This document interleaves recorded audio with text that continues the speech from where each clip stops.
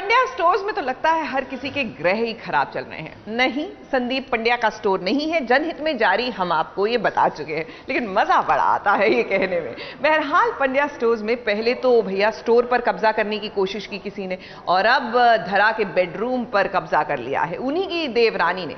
भाई घर देखने में तो बड़ा लगता है, लेकिन लगता है यहाँ बेडरूम्स की कमी है।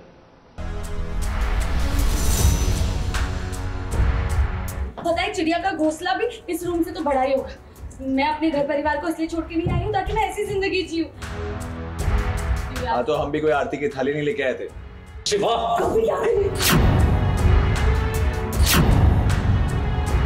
अभी तो शिवा ने कहा था ये कमरा देव और उसकी बीवी का है, और देव की बीवी तो मैं हूँ, ना ही रावी, तो ये कमरा तो मेरा हुआ। बस करो रिशिता, कितनी इंसल्ट करोगी मेरी। मैं ये बात समझ गई हूँ कि मेरी किस्मत की लकीरों में देर नहीं,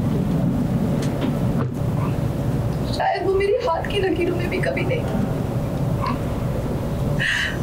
अब तुम भी एक्सेप्ट कर लो, और प्लीज प्लीज प्लीज भगवान के लिए मेरी इंसल्ट करना छोड़ दो। नहीं चाहिए मुझे देव, नहीं चाहिए मुझे ये कमरा।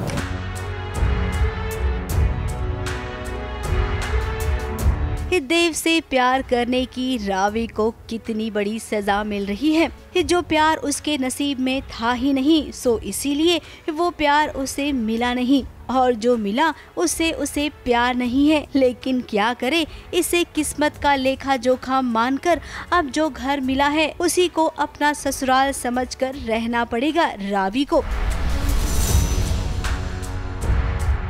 रावी को ये मंजूर भी है, लेकिन रिशिता बार बार उसका अपमान करती है। और देव की बीवी तो मैं हूँ, ना ही रावी, तो ये कमरा तो मेरा हुआ।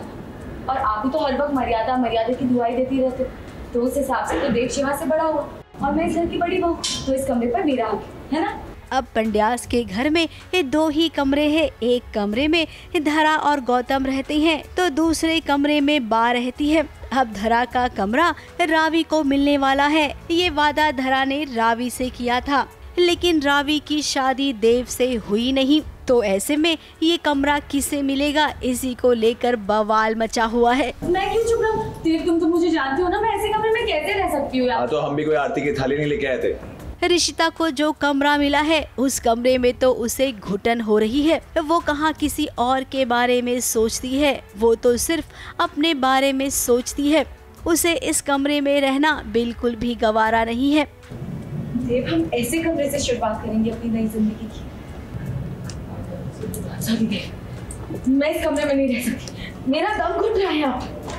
उसे तो अब धरा का कमरा चाहिए, जिसके लिए उसने रावी का अपमान किया। बस करो रिशिता, कितनी इंसल्ट करोगी मेरी। और तुम देव चुपचाप खड़े होकर सब कुछ सुनते रहते हो ना, बस कभी कुछ बोलने की हिम्मत क्यों नहीं होती तुम्हारी। अब रावी ने तो इस सब के सामने कह दिया कि उसे ना तो कमरे से मतलब है और ना ही देव से। ये कहकर वो चली गई, और उसके बाद रही सही कसर किसी और ने नहीं बल्कि शिवा ने पूरी कर दी। जब अगले को कुछ नहीं पड़ी है तो मुझे भी कोई फर्क नहीं पड़ता। और तू सुन, अपनी अमीर बीवी को ले और वो जनार्दन के घर जाके जमाई बन जा। शिवा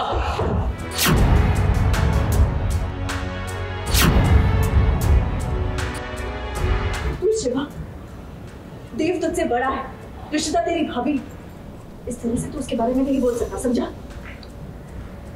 बस बहुत हो गया ये नाटक, कोई कहीं नहीं जाएगा, सब यहीं रहेंगे जैसे पहले रहते आए थे। अब भाई गौतम और धरा माना कि आप दोनों घर के बड़े हैं और आप ही इन्हें रिश्तों की मर्यादा करना सिखाएंगे, लेकिन शिवा भी तो गलत नहीं है। देव को भी तो चाहिए अपनी पत्नी को कुछ तो कहे। मैं बहुत दुविधा में फंस गया हूँ, क्योंकि भाभी ने जो हमें संस्कार दिए तो मुझे वो भी याद है।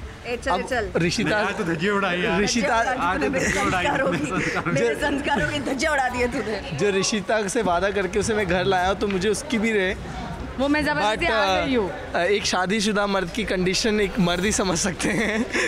आई थिंक लोग मुझसे करेक्ट कर रहे होंगे। फालतू की सिंपैथी गेन करना बंद करोगे तुम। खैर अब ये सीरियल की कहानी है, तो यहाँ पर हर दिन नया बवाल होगा, झगड़े भी होंगे और सुलह भी। और हाँ, इस शिवा और रावी के बीच प्यार भी तो होगा। मुंबई से नेहा सावंत के साथ एबीपी न्यूज रिपोर्ट।